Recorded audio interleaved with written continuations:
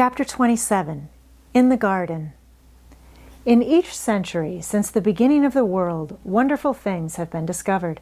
In the last century, more amazing things were found out than in any century before. In this new century, hundreds of things still more astounding will be brought to light. At first, people refuse to believe that a strange new thing can be done. Then they begin to hope it can't be done. Then they see it can be done. Then it is done, and all the world wonders why it was not done centuries ago. One of the new things people began to find out in the last century was that thoughts, just mere thoughts, are as powerful as electric batteries, as good for one as sunlight is, or as bad for one as poison. To let a sad thought or a bad one get into your mind is as dangerous as letting a scarlet fever germ get into your body. If you let it stay there after it has got in, you may never get over it as long as you live. So long as Mistress Mary's mind was full of disagreeable thoughts about her dislikes and sour opinions of people, and her determination not to be pleased by or interested in anything, she was a yellow-faced, sickly, bored, and wretched child. Circumstances, however, were very kind to her, though she was not at all aware of it. They began to push her about for her own good. When her mind gradually filled itself with robins and moorland cottages crowded with children, with queer, crabbed old gardeners and common little Yorkshire housemaids, with springtime and with secret gardens coming alive day by day, and also with a moor boy and his creatures, there was no room left for the disagreeable thoughts which affected her liver and her digestion and made her yellow and tired. So long as Colin shut himself up in his room and thought only of his fears and weakness and his detestation of people who looked at him and reflected hourly on humps and early death, he was a hysterical, half-crazy little hypochondriac who knew nothing of the sunshine and the spring, and also did not know that he could get well and stand upon his feet if he tried to do it. When new, beautiful thoughts began to push out the old, hideous ones, life began to come back to him. His blood ran healthily through his veins, and strength poured into him like a flood. His scientific experiment was quite practical and simple, and there was nothing weird about it at all. Much more surprising things can happen to anyone who, when a disagreeable or discouraged thought comes into his mind, just has the sense to remember in time and push it out by putting in an agreeable, determinedly courageous one. Two things cannot be in one place. Where you tend a rose, my lad, a thistle cannot grow. While the secret garden was coming alive and two children were coming alive with it, there was a man wandering about certain faraway beautiful places in the Norwegian fjords and the valleys and mountains of Switzerland. And he was a man who for 10 years had kept his mind filled with dark and heartbroken thinking. He had not been courageous. He had never tried to put any other thoughts in the place of the dark ones. He had wandered by blue lakes and thought them. He had lain on mountainsides with sheets of deep blue gentians blooming all about him and flower breaths filling all the air. He had thought them. A terrible sorrow had fallen upon him when he had been happy, and he had let his soul fill itself with blackness, and had refused obstinately to allow any rift of light to pierce through. He had forgotten and deserted his home and his duties. When he traveled about, darkness so brooded over him that the sight of him was a wrong done to other people because it was as if he poisoned the air about him with gloom. Most strangers thought he must be either half mad or a man with some hidden crime on his soul. He was a tall man with a drawn face and crooked shoulders, and the name he always entered on hotel registers was Archibald Craven, Misselthwaite Manor, Yorkshire, England. He had traveled far and wide since the day he saw Mistress Mary in his study and told her she might have her bit of earth. He had been in the most beautiful places in Europe, though he had remained nowhere more than a few days. He had chosen the quietest and remotest spots.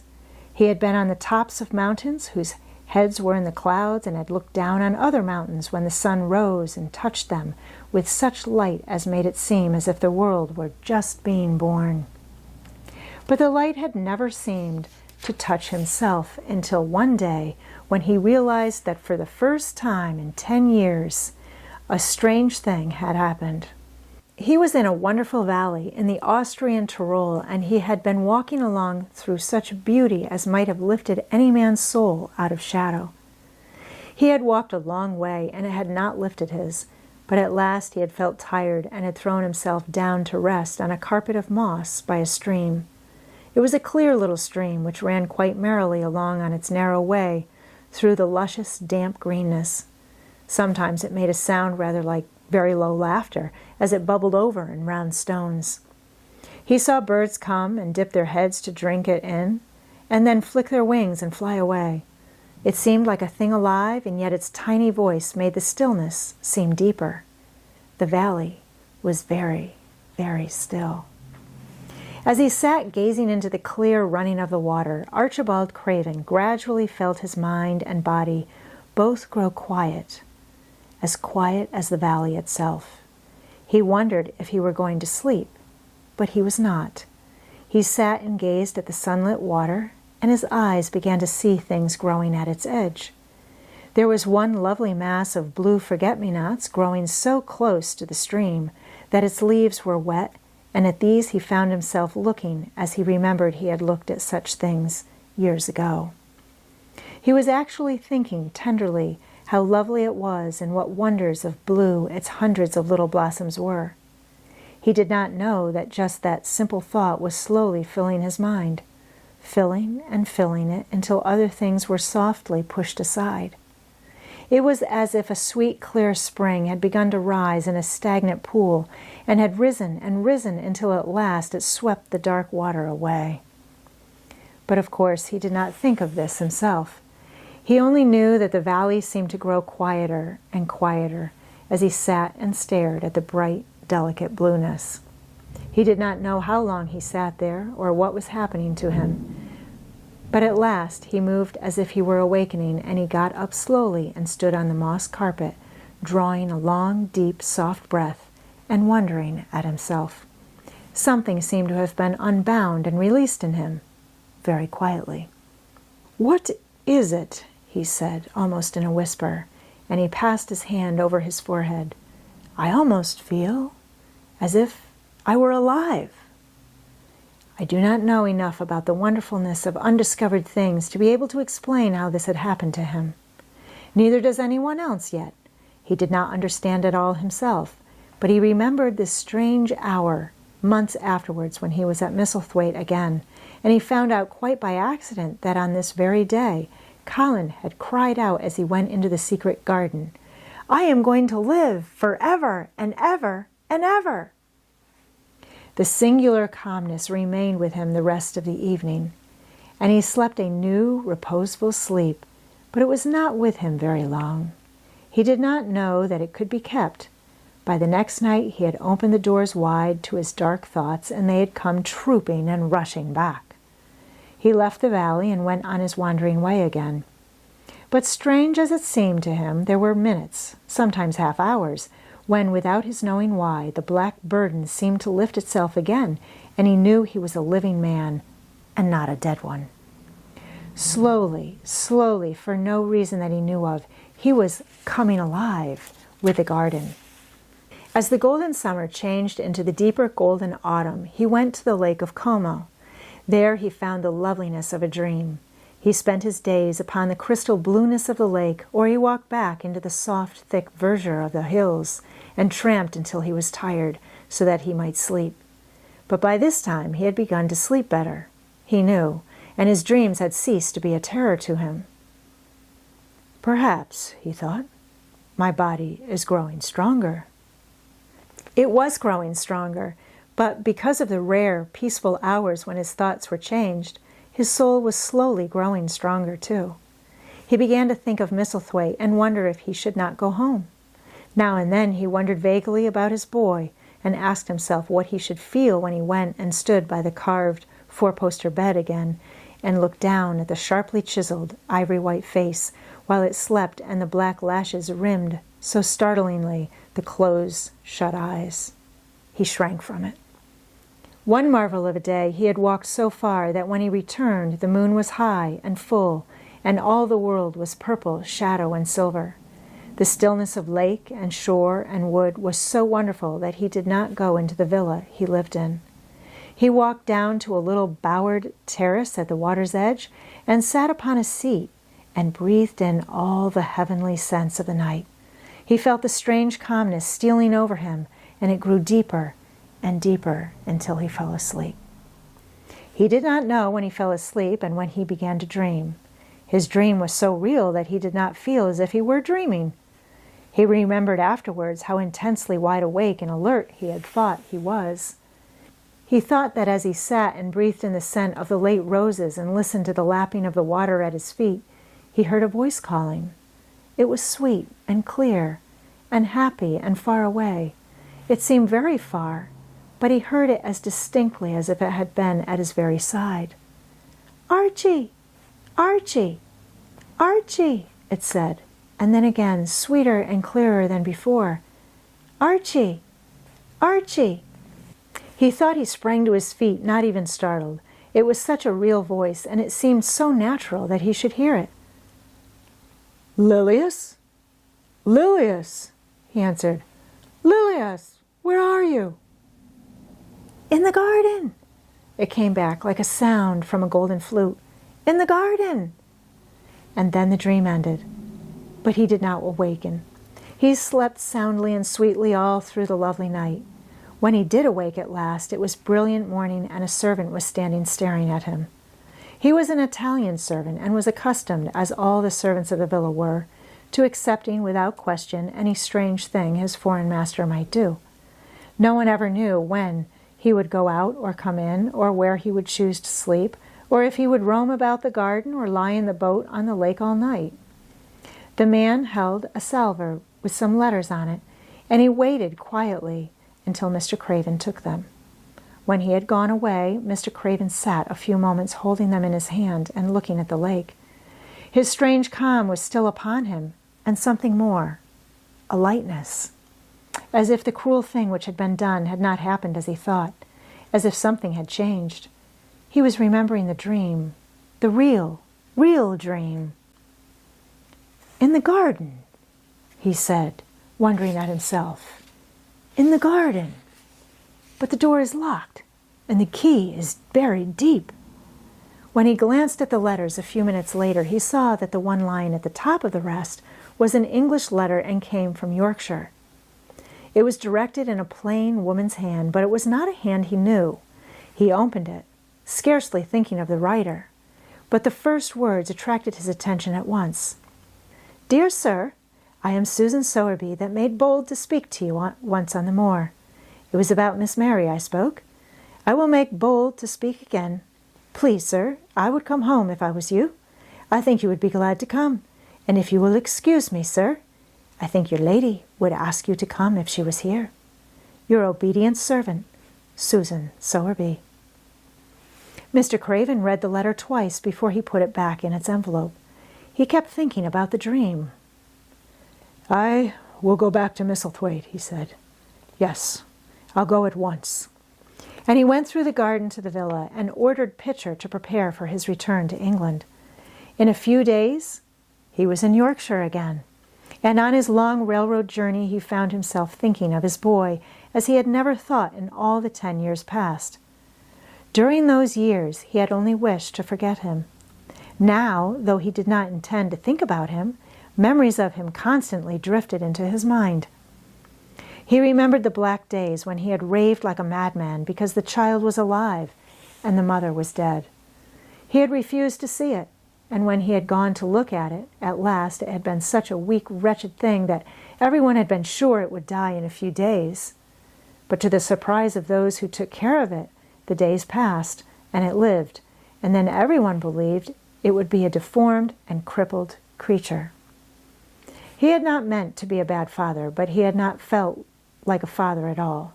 He had supplied doctors and nurses and luxuries, but he had shrunk from the mere thought of the boy and had buried himself in his own misery. The first time after a year's absence he returned to Misselthwaite, and the small, miserable-looking thing languidly and indifferently lifted to his face the great gray eyes with black lashes around them, so like and yet so horribly unlike the happy eyes he had adored. He could not bear the sight of them, and turned away, pale as death. After that he scarcely ever saw him except when he was asleep, and all he knew of him was that he was a confirmed invalid with a vicious, hysterical, half-insane temper. He could only be kept from furies dangerous to himself by being given his own way in every detail.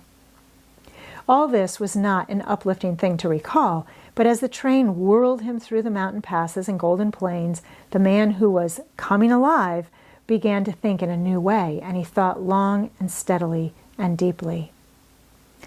"Perhaps I have been all wrong for 10 years, he said to himself. 10 years is a long time.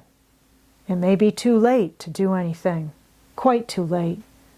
What have I been thinking of?" Of course, this was the wrong magic, to begin by saying, "too late." Even Colin could have told him that, but he knew nothing of magic, either black or white. This he had yet to learn. He wondered if Susan Sowerby had taken courage and written to him only because the motherly creature had realized that the boy was much worse, was fatally ill. If he had not been under the spell of the curious calmness which had taken possession of him, he would have been more wretched than ever. But the calm had brought a sort of courage and hope with it. Instead of giving way to thoughts of the worst, he actually found he was trying to believe in better things. "Could it be possible that she sees that I may be able to do him good and control him?" he thought. "I will go and see her on my way to Misselthwaite." But when on his way across the moor he stopped the carriage at the cottage, 7 or 8 children who were playing about gathered in a group and bobbing 7 or 8 friendly and polite curtsies told him that their mother had gone to the other side of the moor early in the morning to help a woman who had a new baby. "Our Dickon," they volunteered, was over at the manor, working in one of the gardens where he spent several days each week. Mr. Craven looked over the collection of sturdy little bodies and round red-cheeked faces, each one grinning in its own particular way, and he awoke to the fact that they were a healthy, likable lot. He smiled to their friendly grins and took a golden sovereign from his pocket and gave it to our Elizabeth Ellen, who was the oldest. "If you divide that into 8 parts, there will be half a crown for each of you," he said. Then, amid grins and chuckles and bobbing of curtsies, he drove away, leaving ecstasy and nudging elbows and little jumps of joy behind. The drive across the wonderfulness of the moor was a soothing thing. Why did it seem to give him a sense of homecoming, which he had been sure he could never feel again? That sense of the beauty of land and sky and purple bloom of distance, and a warming of the heart at drawing nearer to the great old house which had held those of his blood for 600 years. How had he driven away from it the last time, shuddering to think of its closed rooms and the boy living in the 4-poster bed with the brocaded hangings? Was it possible that perhaps he might find him changed a little for the better, and that he might overcome his shrinking from him? How real that dream had been! How wonderful and clear the voice which had called back to him, "In the garden! In the garden!" "I will try to find the key," he said. "I will try to open the door. I must, though I don't know why." When he arrived at the manor, the servants who received him with the usual ceremony noticed that he looked better, and that he did not go to the remote rooms where he usually lived, attended by Pitcher. He went into the library and sent for Mrs. Medlock. She came to him somewhat excited and curious and flustered. "How is Master Colin, Medlock?" he inquired. "Well, sir," Mrs. Medlock answered, he's different, in a manner of speaking." "Worse?" he suggested. Mrs. Medlock really was flushed. "Well, you see, sir," she tried to explain, "neither Dr. Craven nor the nurse nor me can exactly make 'em out." "Why is that?" "To tell the truth, sir, Master Colin might be better, and he might be changing for the worse. His appetite, sir, is past understanding, and his ways—" "Has he become more peculiar?" her master asked, knitting his brows anxiously. "That's it, sir. He's growing very peculiar. When you compare him with what he used to be, he used to eat nothing, and then suddenly he began to eat something enormous, and then he stopped again all at once, and the meals were sent back just as they used to be. You never knew, sir, perhaps, that out of doors he never would let himself be taken. The things we've gone through to get him to go out in his chair would leave a body trembling like a leaf. He'd thrown himself into such a state that Dr. Craven said he couldn't be responsible for forcing him. Well, sir, just without warning, not long after one of his worst tantrums, he suddenly insisted on being taken out every day by Miss Mary and Susan Sowerby's boy, Dickon. That could push his chair. He took a fancy to both Miss Mary and Dickon brought his tame animals, and if you'll credit it, sir, out of doors, he will stay from morning until night." "How does he look?" was the next question. "If he took his food natural, sir, you'd think he was putting on flesh, but we're afraid it may be a sort of bloat. He laughs sometimes in a queer way when he's alone with Miss Mary. He never used to laugh at all. Dr. Craven is coming to see you at once, if you'll allow him. He never was as puzzled in his life." "Where is Mr. Colin now?" Mr. Craven asked. "In the garden, sir. He's always in the garden, though not a human creature is allowed to go near for fear they'll look at him." Mr. Craven scarcely heard her last words. "In the garden," he said, and after he had sent Mrs. Medlock away, he stood and repeated it again and again. "In the garden."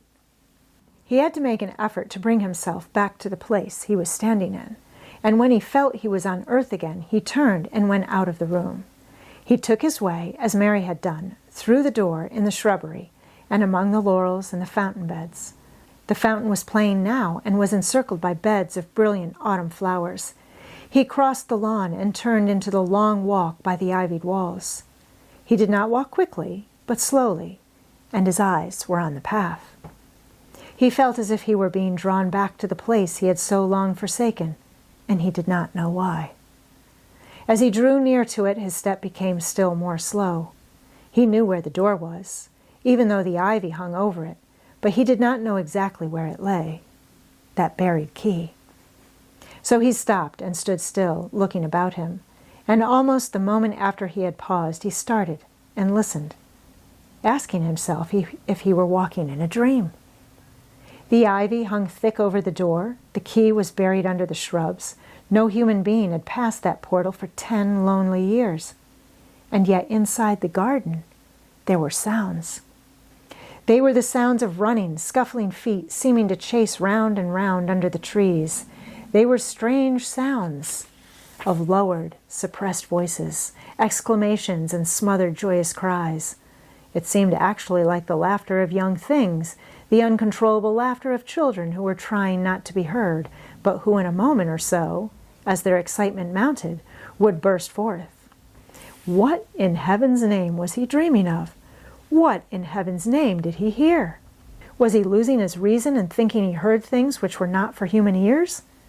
Was it that the far, clear voice had meant?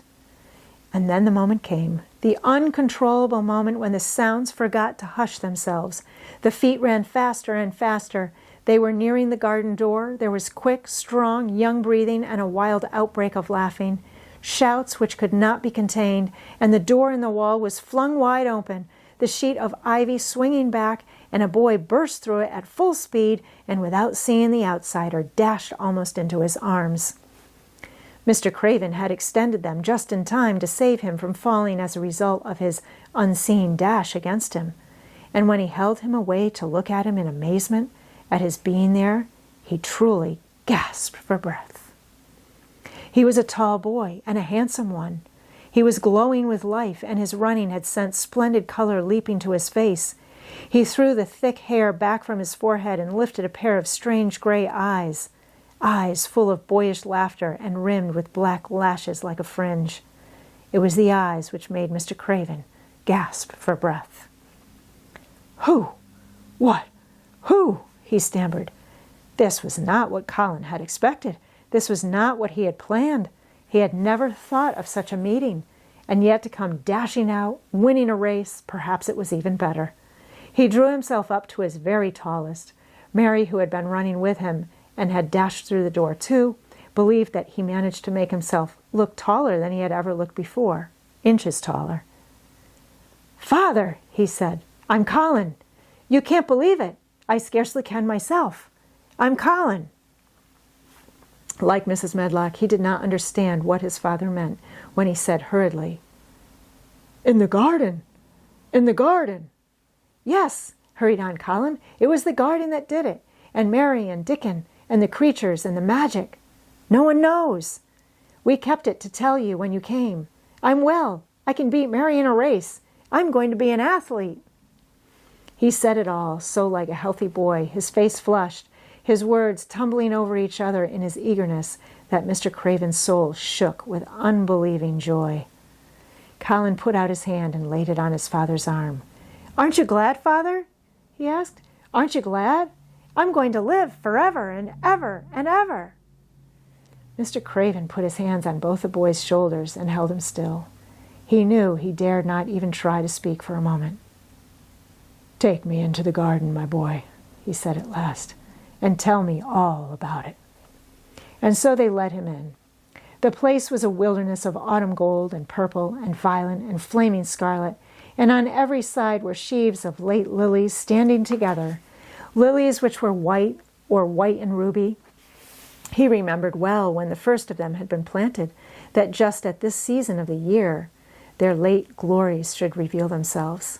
Late roses climbed and hung and clustered, and the sunshine, deepening the hue of the yellowing trees, made one feel that one stood in an embowered temple of gold. The newcomer stood silent, just as the children had done when they came into its grayness. He looked round and round. "I thought it would be dead," he said. "Mary thought so at first," said Colin, "but it came alive." Then they sat down under their tree, all but Colin, who wanted to stand while he told the story. It was the strangest thing he had ever heard, Archibald Craven thought, as it was poured forth in headlong boy fashion. Mystery and magic and wild creatures, the weird midnight meeting, the coming of the spring, the passion of insulted pride which had dragged the young Rajah to his feet to defy old Ben Weatherstaff to his face, the odd companionship, the play acting, the great secret so carefully kept. The listener laughed until tears came into his eyes, and sometimes tears came into his eyes when he was not laughing. The athlete, the lecturer, the scientific discoverer was a laughable, lovable, healthy, young, human thing. "Now," he said at the end of the story, "it need not be a secret any more. I dare say it will frighten them nearly into fits when they see me, but I am never going to get into the chair again.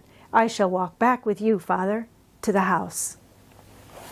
Ben Weatherstaff's duties rarely took him away from the gardens, but on this occasion he made an excuse to carry some vegetables to the kitchen, and being invited into the servants' hall by Mrs. Medlock to drink a glass of beer, he was on the spot, as he had hoped to be, when the most dramatic event Misselthwaite Manor had seen during the present generation actually took place.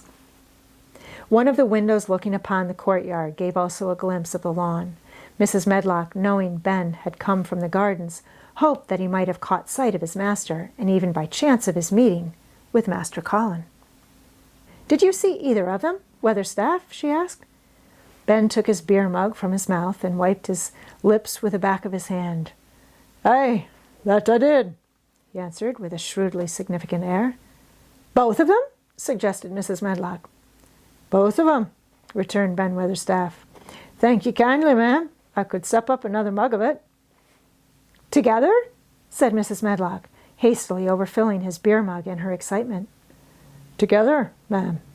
And Ben gulped down half of his new mug at one gulp. "Where was Master Colin? How did he look? What did they say to each other?" "I didn't hear that," said Ben, "along o' only being on the step-ladder looking over the wall. But I'll tell thee this, there's been things going on outside as you house people knows naught about. And what they'll find out soon." And it was not 2 minutes before he swallowed the last of his beer and waved his mug solemnly towards the window which took in, through the shrubbery, a piece of the lawn. "Look here," he said, "if they're curious. Look what's coming across the grass."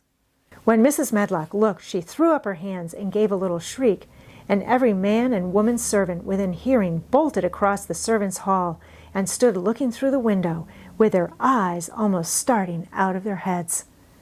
Across the lawn came the master of Misselthwaite, and he looked as many of them had never seen him. And by his side, with his head up in the air and his eyes full of laughter, walked as strongly and steadily as any boy in Yorkshire, Master Colin.